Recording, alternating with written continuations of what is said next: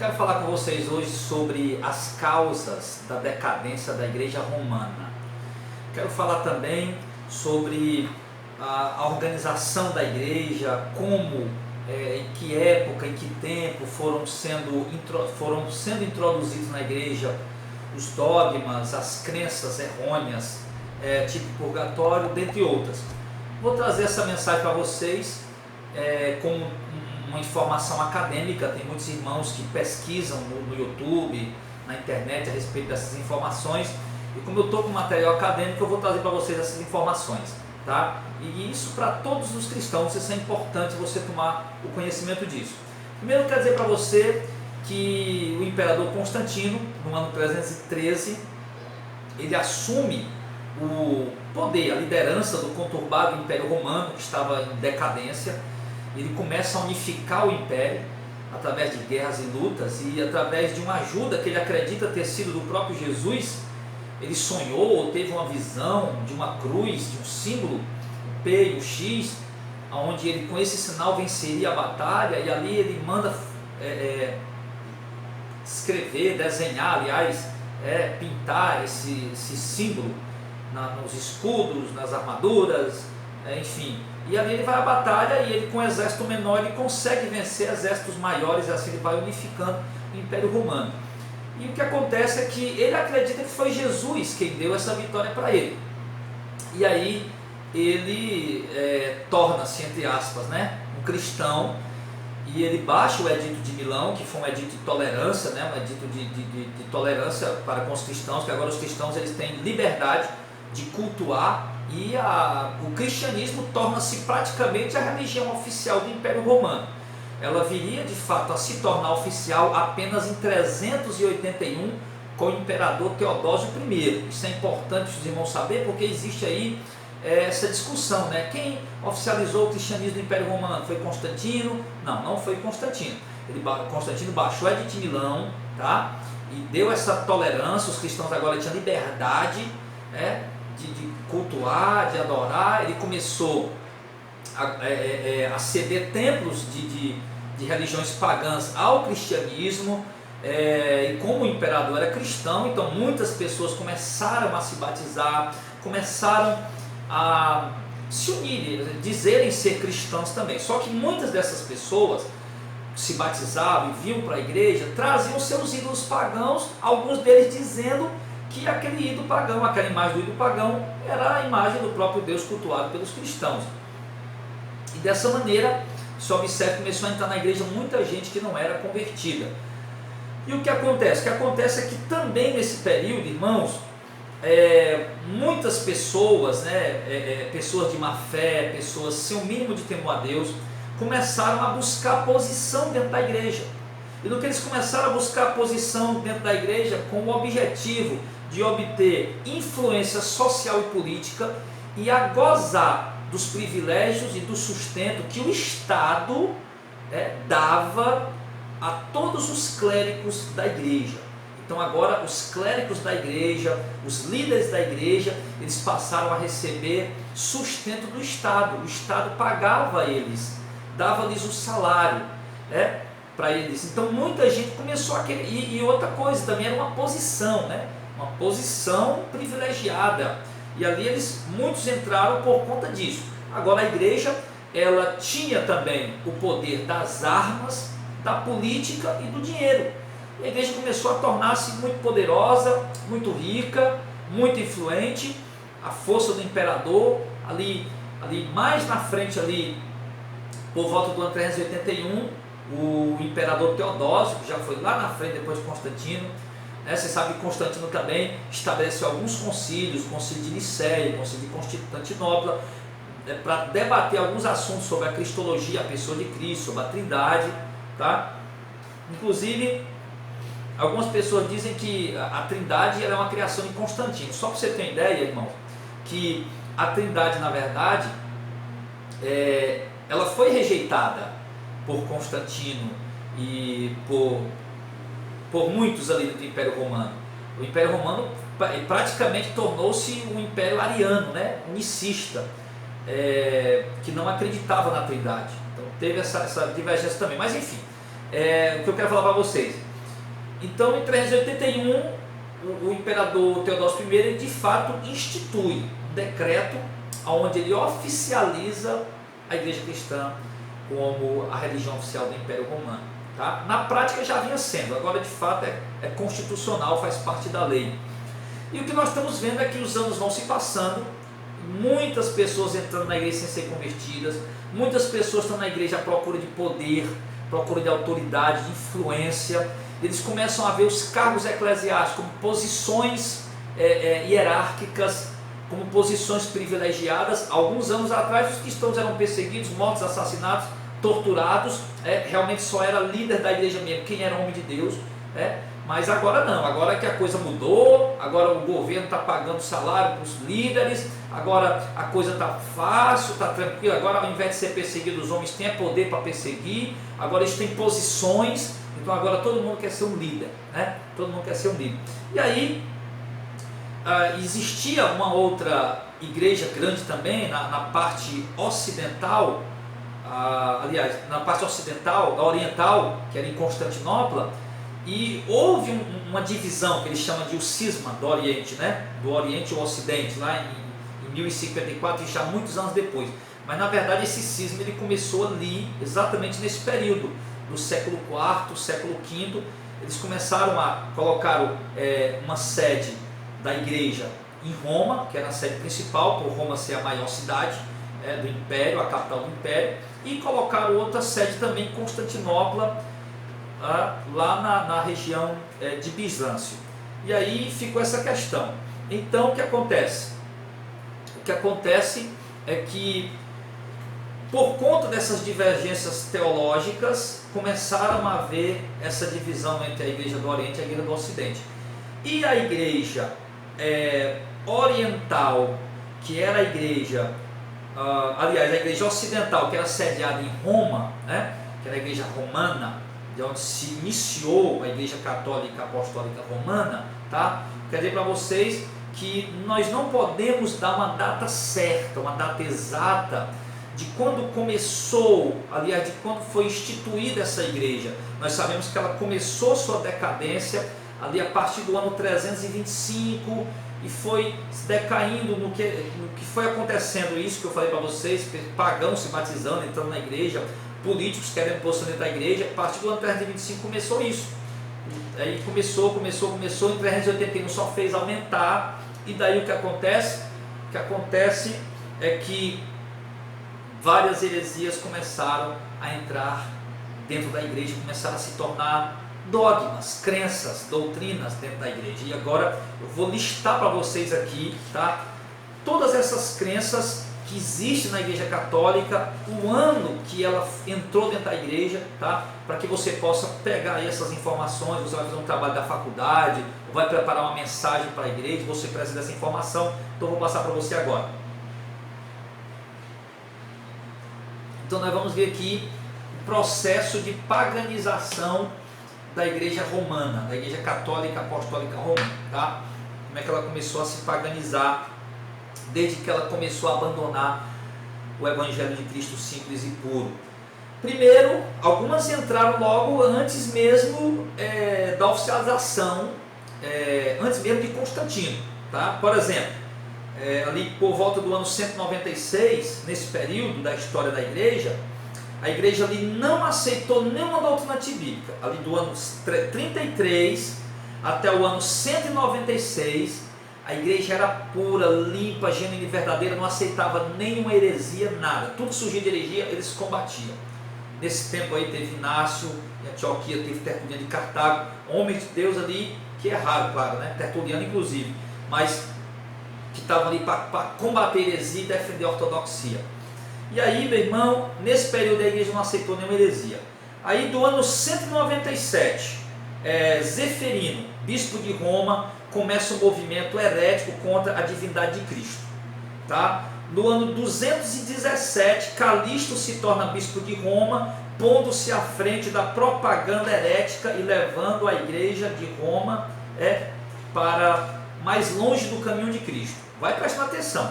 No ano 270, o que acontece? A origem da vida monástica no Egito por Santo Antônio. Então, A vida monástica, ela passa a ter isso, os monges, né? Ali no Egito, ali por Santo Antônio. No ano 370, o culto dos santos, professado por quem? Por Basílio de Cesareia e Gregório de Nazianzo.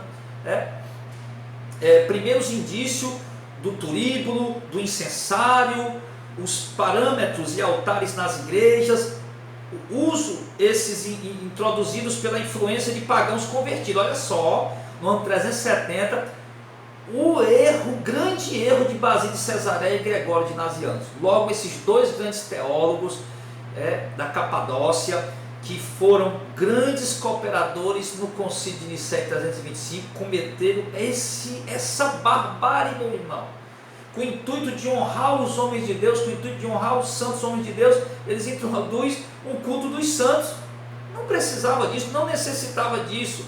Talvez não como hoje tem, né, aquela idolatria aos santos, ainda não, mas um culto dos santos. Então, uma coisa errada. Nesse período, começam os indícios ali do turíbulo. Você conhece o turíbulo? Aquele instrumento ali de ouro, de prata, que o padre coloca um incenso dentro dele, fica balançando, sobe aquela fumaça, né? Que é um incensário. Os paramentos, os altares nas igrejas, começou nesse período, 370, não existia esse negócio, aquela coisa toda dentro das igrejas, aquela beleza toda, não existia aquela coisa de altar sagrado, santo, não existia nada disso. Você entrou aqui no ano 370, tá?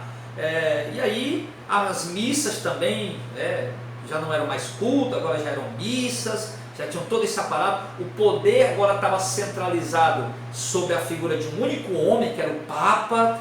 O poder tinha sido centralizado sobre ele, e agora ele era o líder geral, ele era o chefe geral da igreja. E aí, e tudo isso foi influenciado aqui por pagãos, entrando para a igreja, os pagãos trazendo. Você vê o perigo da liderança abrir espaço, meu irmão, para pessoas que não são convertidas, está dando uma opinião, coloca isso, coloca aquilo, a igreja vai afundando aos poucos. Só observa aqui que foi aos poucos, ó.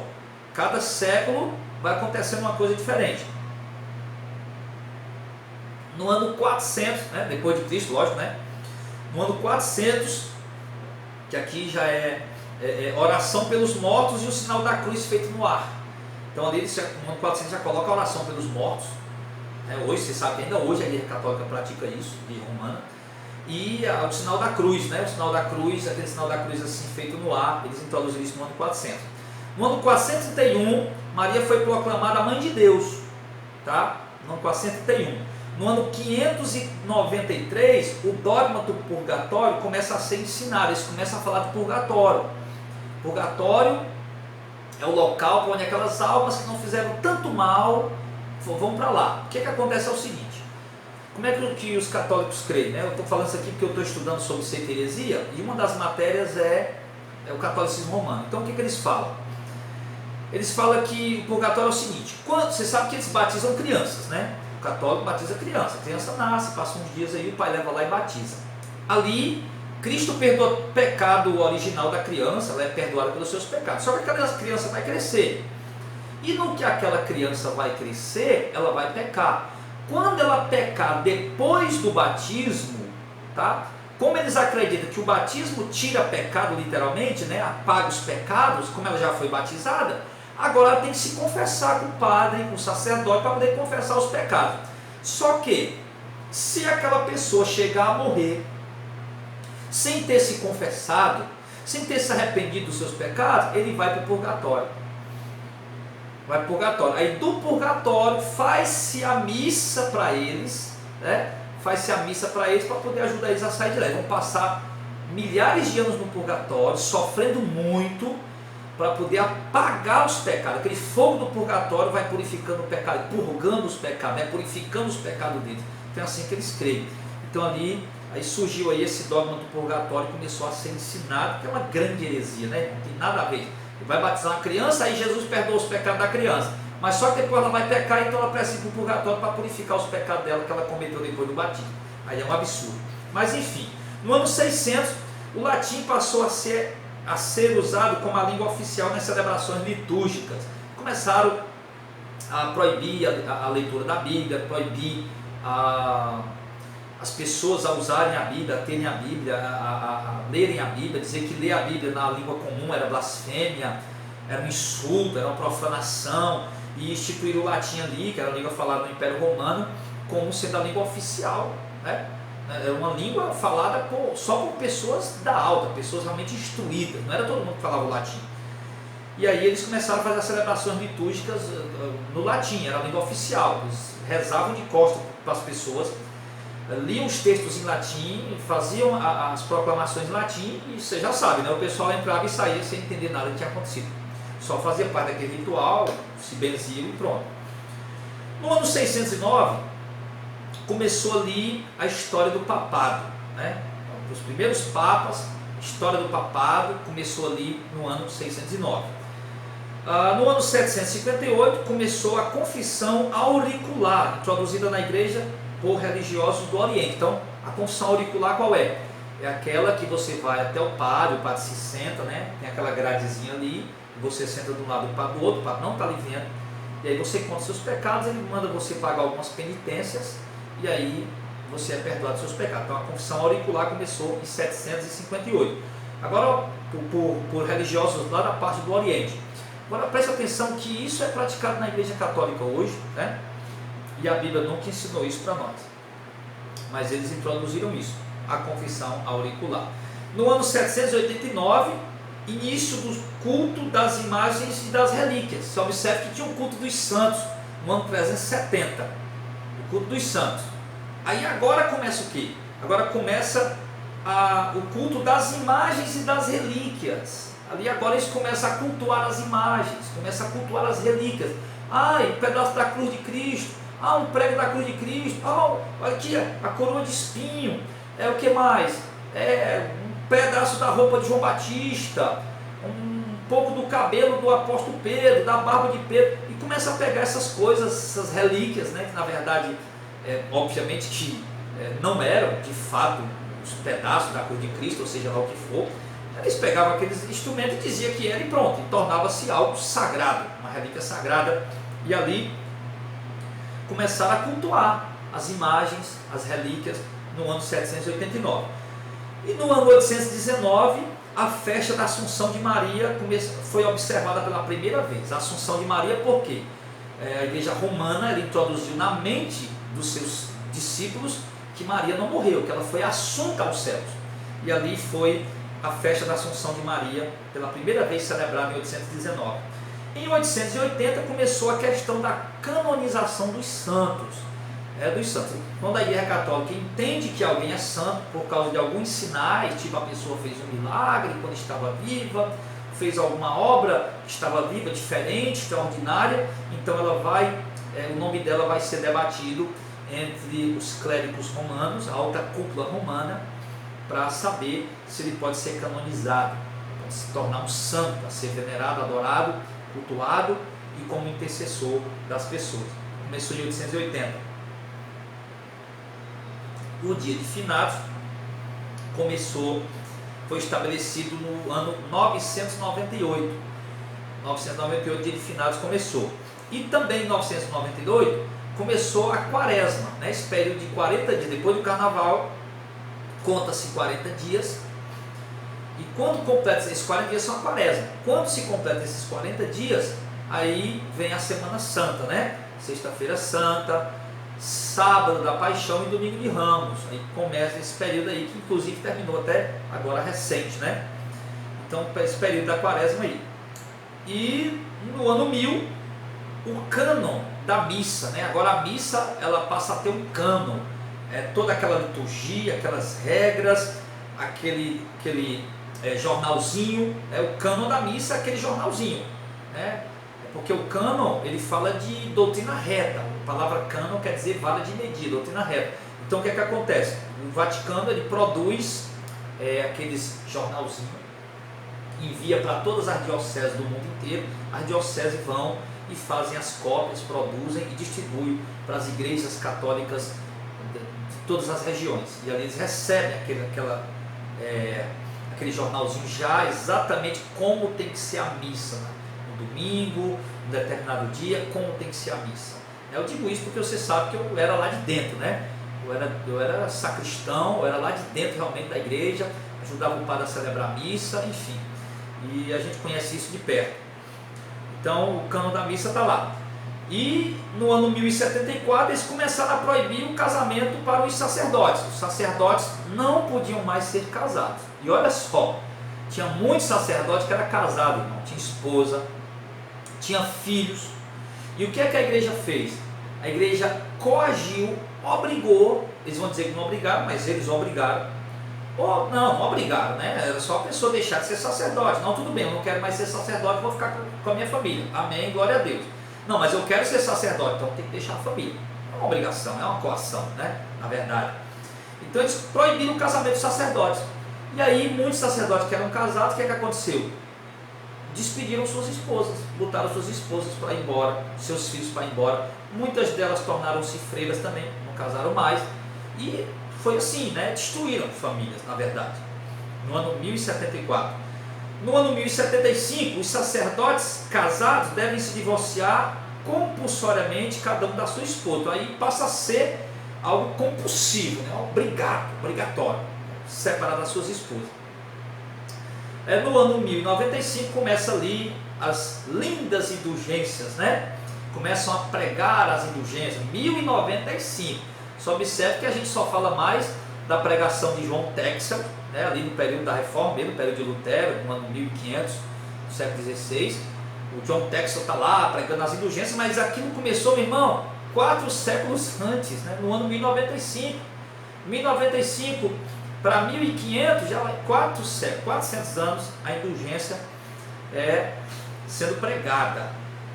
E as pessoas sendo enganadas, acreditando que aquele documento assinado pelo Papa vai absolver seus pecados, vai perdoar os pecados deles. Ou meu parente morreu, o Papa paga a indulgência também, compra, né? Tinha que ser comprado. Compra a indulgência. E para que comprar a indulgência? Exatamente para construir a catedral hoje, né? A Basílica de São Pedro e outras catedrais lá que há lá no Vaticano. Então começou ali a venda as indulgências plenárias. E no ano 1100 introduz-se na igreja o pagamento da missa e o culto aos anjos. Agora já tem culto dos santos, tem culto das relíquias, agora o culto aos anjos e pagamento de missa. Ah, eu quero fazer uma missa para um parente meu que morreu, quanto é? Pá, é tanto, né? Ah, eu quero fazer uma missa em prol disso, em prol daquilo, um batismo de alguma coisa, é tanto. Começou a pagar, né? Começou a pagar e ali também aproveitaram para cultuar os anjos também naquele momento de quebra.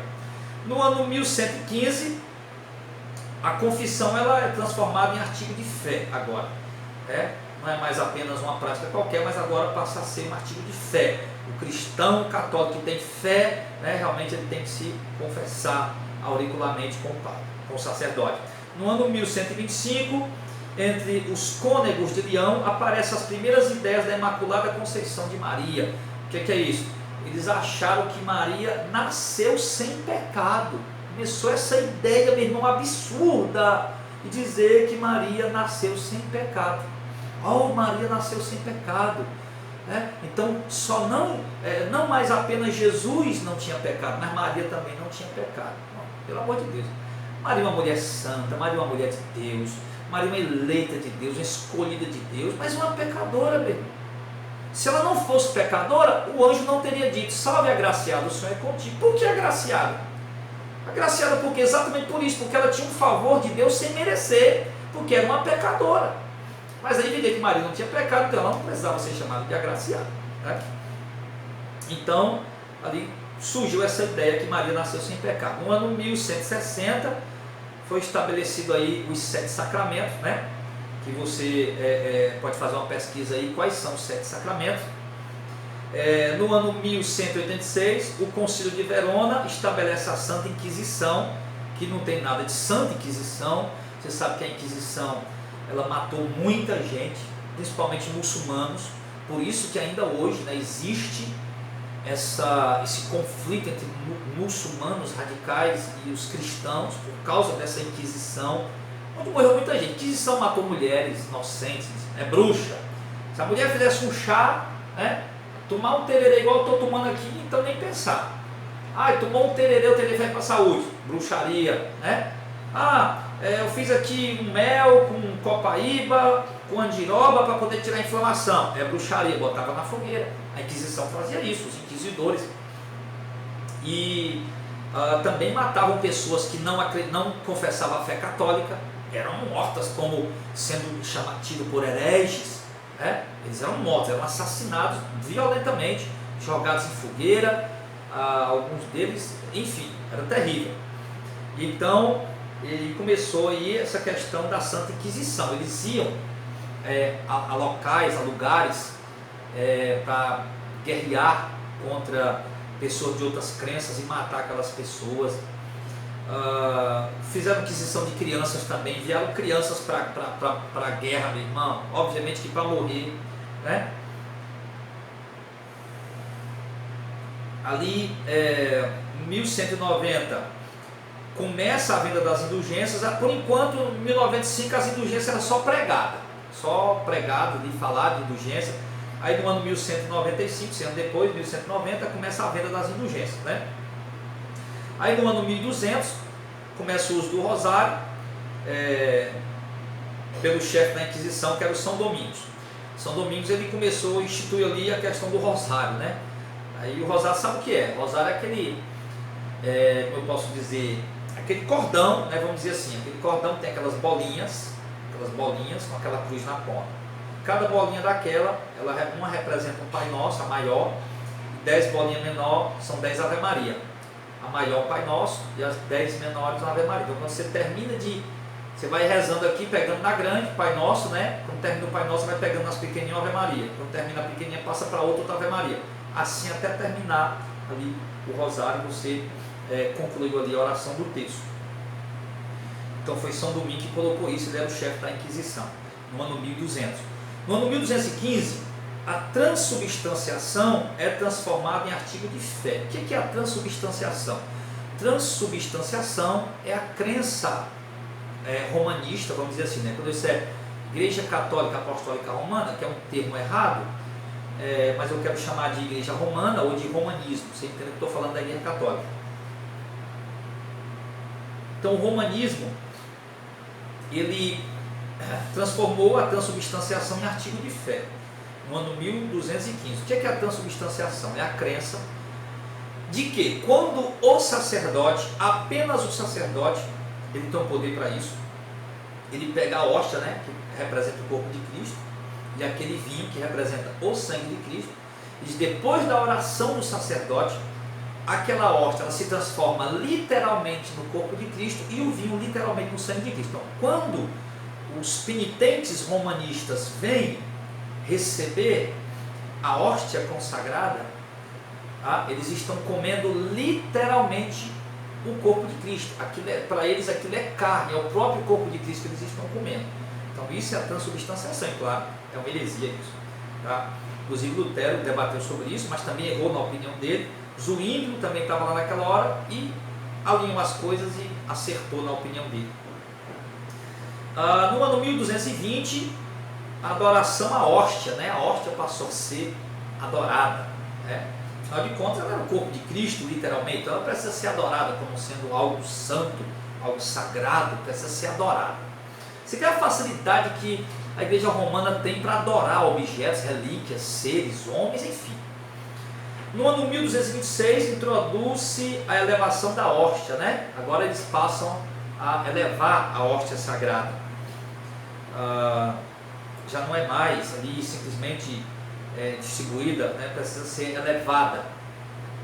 No ano 1229, proíbe-se aos leigos a leitura da Bíblia. Agora já no ano 1220, já estão rezando em latim, orando em latim, lendo a Bíblia em latim. Aí agora eles já passam a proibir, agora é proibido, eles não queriam muito que as pessoas lessem, mas também tudo bem e tal, latim e tal, mas agora não, é proíbe. Agora proibido, leigos quem são? Todas as pessoas que não são clérigos, todas as pessoas que não são, não tem uma função eclesiástica dentro da igreja. Então eles são os leigos, eles não podem ler a Bíblia. Só quem pode ler a Bíblia são os padres, os clérigos, porque eles têm a interpretação para passar para as pessoas. Claro, exatamente eles fazem isso para esconder as heresias deles. As pessoas estão questionando, para esconder a heresia deles, eles impede as pessoas de ler a Bíblia. E como é que as pessoas vão saber que eles estão pregando heresia se as pessoas não podem conferir com a Escritura? Se uma pessoa fosse pega com a Escritura, ela era morta. Se um pai ensinasse a criança a orar o Pai Nosso, o pai era queimado vivo. O pai e a mãe, ele deixava a mãe viva para poder cuidar dos filhos, né? Só para você ter uma ideia como é que chegou o ponto. Inclusive o William Tyndale, na Inglaterra, ele escreveu a Bíblia do latim para o inglês, tá? A língua comum, e, meu irmão, ele conseguiu lá subornar, ele é conhecido como o contrabandista de Deus, né? O crente tem hora que ele faz coisa errada, mas pelo benefício do rei. Subornou lá o dono de uma gráfica, e aí conseguiu imprimir cópias do Novo Testamento escrito na língua comum, na língua inglesa. Só que a igreja romana caiu em cima, meu irmão. Persegue o Tyndale, ele é um herege e tal e tal. Descobriram a gráfica que ele estava fazendo as impressões. Fecharam a gráfica. Não conseguiu encontrar o Tyndale. Enviaram um malandro lá, um vagabundo lá, um bandido, para se infiltrar no meu lado com o Tyndale. Eu quero ser cristão como o Tyndale, eu acredito na obra dele, eu quero ajudar ele. E o Tyndale acabou recebendo ele, meu irmão, com muita alegria, mas esse cara era um traidor. Acabaram queimaram as Bíblias que ele escreveu. Ele contrabandeava realmente as Bíblias, né? Ele colocava dentro de sacos de grãos que eram importados para outros lugares, e ali as Bíblias iam dentro daquele saco de grãos. E tinha ajuda de outros fazendeiros, de outras pessoas ali também que acreditavam que a Bíblia tinha que ser sim lida pelo povo, né? Só que eles prenderam o Tyndale e queimaram ele na fogueira. Mandaram ele renunciar, mandaram ele dizer que seus escritos eram mentira. O Tyndale não negou, acabou morrendo na fogueira.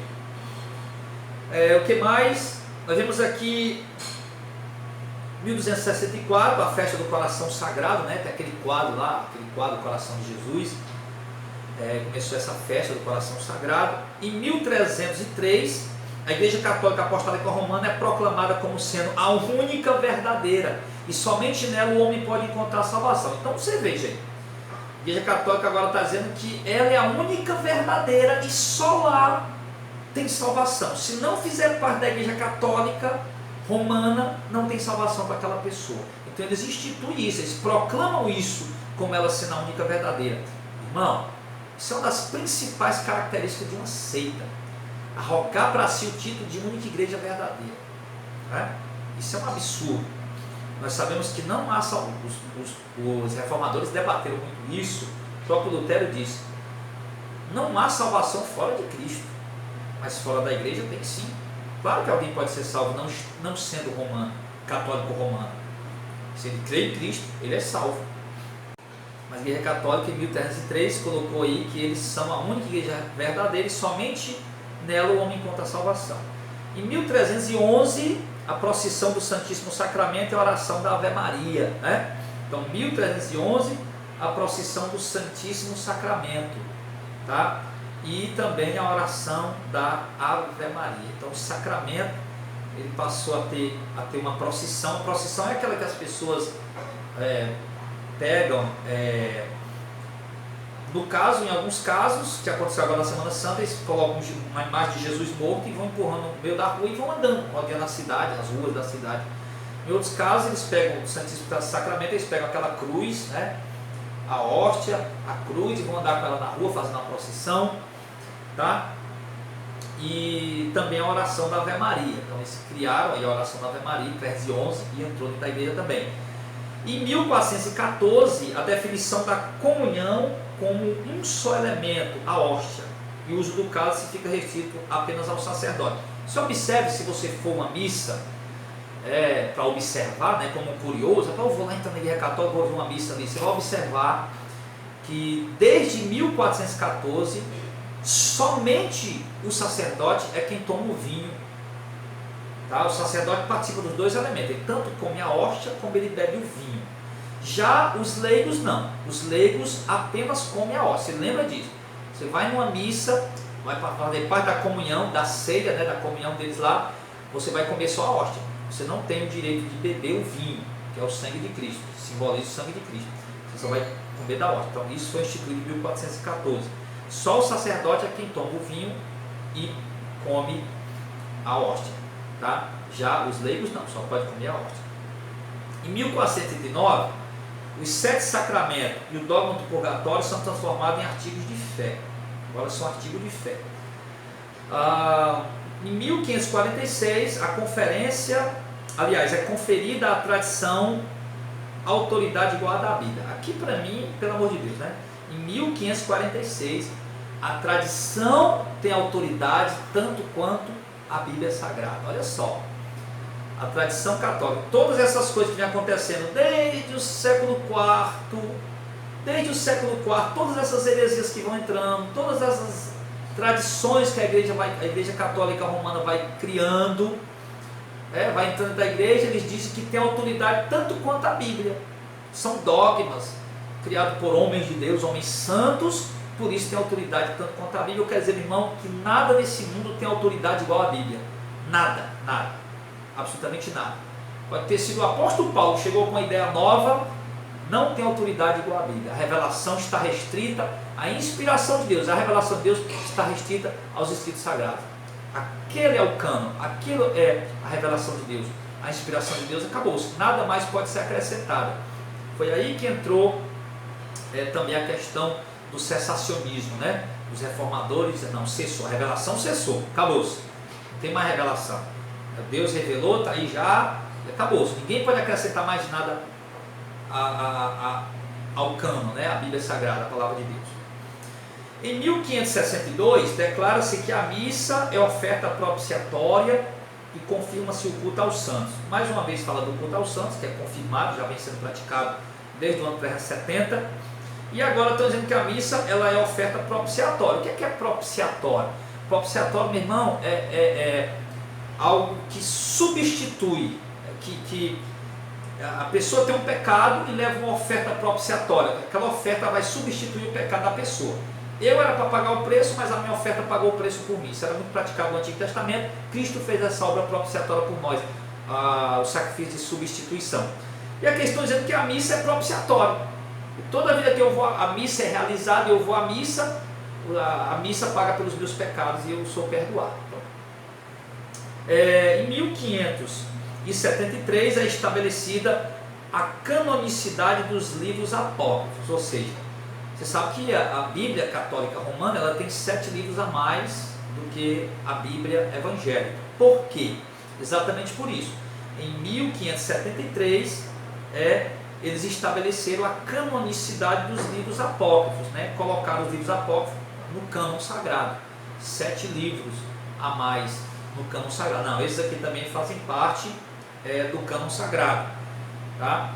Isso em 1564. O cânon sagrado, a Bíblia que nós temos, ele começou a ser montado a partir do 2º século, quando um cidadão chamado Marcião, ele montou um cânon herege. Por que um cânon herege? Porque ele só colocou o Evangelho de Mateus amputado quer dizer tirado em partes, e as epístolas de Paulo, só que ele tirava as coisas que ele achava que não era bom e colocava as coisas que ele entendia que era bom. Então ele montou um cânon. E aí surgiu entre os pais da igreja a necessidade de montar um cânon original, um cânon legítimo, um cânon realmente ortodoxo, né? E ali surgiu essa necessidade. Então, a partir do meados ali do 2º século até o 4º, 5º século, eles estavam montando o cânon, pegando os livros que realmente eram inspirados, tem ali seus critérios, nós não vamos entrar nisso agora. Os livros que eram realmente inspirados por Deus, de autoridade apostólica, de escrito apostólico, para poder formar o cânon bíblico, cânon sagrado. Então agora, 1573, 1000 anos depois, a Igreja Católica bota mais 7 livros, dizendo que são sagrados também. É equívoco, né?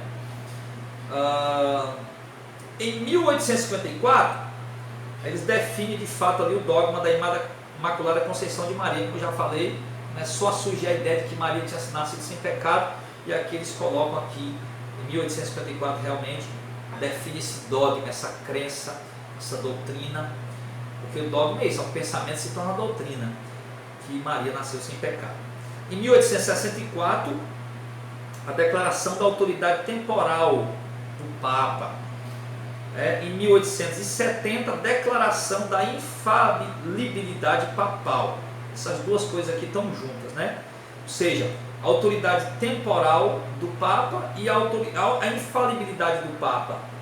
Ou seja, o Papa, ele é o representante de Deus na Terra. Deus fala por meio dele apenas. O Papa, na sua palavra, ele é infalível.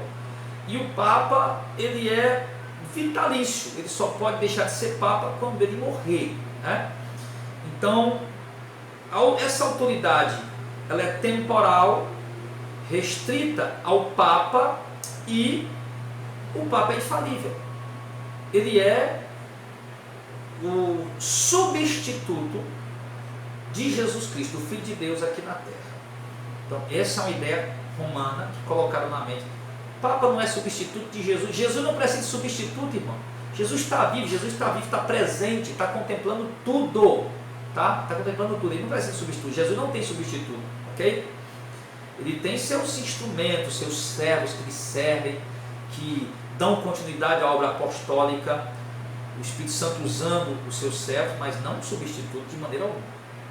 E o Papa acreditou ser o substituto do Filho de Deus e infalível, portanto, naquilo que ele fala, né? Então, o que o Papa falou é Deus falando e acabou-se, no entendimento deles. Em 1950, a Assunção de Maria é transformada em artigo de fé, né? Já falamos sobre isso. Então, aqui a gente conclui aqui esse período, né, de degradação ou degeneração dogmática, doutrinária da Igreja Católica Romana. Só observe que foi uma coisa assim gradual, essa paganização, ela foi gradual, tá? E houveram depois, né, os concílios, o concílio de Trento, o concílio da Contra-Reforma, quando começou a Reforma, houveram outras crenças, aí, outras coisas também que foram sendo colocadas, mas isso aqui fica aqui a título de orientação, a título de informação, para facilitar vocês aí nas suas pesquisas, você que está pesquisando, você que está aí procurando informações sobre a Igreja Católica, os dogmas católicos romanos, e aí você queria saber datas e essas coisas, mas eu estou aqui com material acadêmico, tá? E como é material acadêmico, obviamente é fonte confiável. Então estou trazendo para vocês aqui, exatamente para vocês tomarem conhecimento disso. Então isso fica, você vai preparar uma mensagem, quer saber algumas datas, você já pode pegar aí nesse vídeo, né? Aqui nesse vídeo, você vai fazer um trabalho para a faculdade, sei lá, fazer um programa numa rede social, você já tem essas informações aí, ok? Se você quer entrar mais a fundo sobre cada dogma desse, aí você faz uma pesquisa em fontes confiáveis, para que você possa realmente falar realmente com convicção. Então, queridos, você viu aí que essa sim foi a degeneração da Igreja Católica Romana, que até o ano de 1950 estava introduzindo heresia dentro da igreja. E isso começou quando? Isso começou ali a partir do ano 197. Você vê que o Constantino não tinha nem assumido o império ainda, né? E a igreja não tinha nem se tornado ainda a religião oficial do Império Romano, que só veio a se tornar realmente em 381, Teodósio I. Agora começou a entrar algumas coisinhas, 197, 217, mas o negócio começou, como diz, né, o bicho começou a pegar mesmo depois do ano 370. Do ano 370, do ano 400, aí começou mesmo, Constantino estava aí no final, já tinha terminado, já tinha morrido, né? Depois veio o filho dele, Constâncio, depois mais na frente veio o Teodósio I, mas em 370 já começou a entrar esses apetrechos, missa, altares, sagrado, turíbulo, essas coisas que tem nas igrejas católicas, inclusive que a igreja evangélica copia muitas dessas coisas até mesmo sem perceber, né? Por exemplo, é normal você ver nas igrejas evangélicas hoje achando que o templo, que aquele prédio é um templo, é normal você ver eles pensando que aquilo é a casa de Deus, que aquilo é santo, que aquele altar é sagrado, que aquele altar é santo, enfim, é normal você ver. Isso você observa que vem daqui do paganismo, né? Que entrou dentro da igreja através das pessoas que se batizaram, começaram a fazer parte da igreja, começaram a introduzir isso, a igreja foi declinando. Esse culto às relíquias, essa adoração às relíquias, aos santos, só observa que tudo isso hoje está de uma forma, dessa mesma forma na igreja católica e de uma forma, vamos dizer, maquiada dentro das igrejas evangélicas. Dentro das igrejas evangélicas. Então, Aí a gente tem que ter cuidado e observar essas coisas e tirar esses dogmas de dentro da igreja, tá? Que a gente possa andar direitinho, fazer a coisa certa em nome de Jesus. Nosso ministério tem procurado observar, analisar essas coisas e tirando, né? Para nós, por exemplo, aquele prédio não tem, hoje nós entendemos que não tem valor algum espiritual, aquele altar não tem nada de santo, aquilo é uma plataforma, aquele prédio não é um templo, enfim, nada ali tem valor espiritual. Tá? Tanto faz nós estar congregando num prédio alugado, como num prédio arranjado por um irmão, como na garagem de uma casa, enfim, tem mais dificuldade. A questão das campanhas também acabamos, a questão também da amuletos ungidos também tiramos tudo isso, enfim, então a gente vê que isso entrou com a igreja romana a partir do ano 370, e a gente tem que tomar cuidado com isso que está acontecendo. Fica aqui essa palavra, tá bom? Essa orientação, esse estudo para vocês aí. Que Deus abençoe, muito obrigado pela atenção de vocês.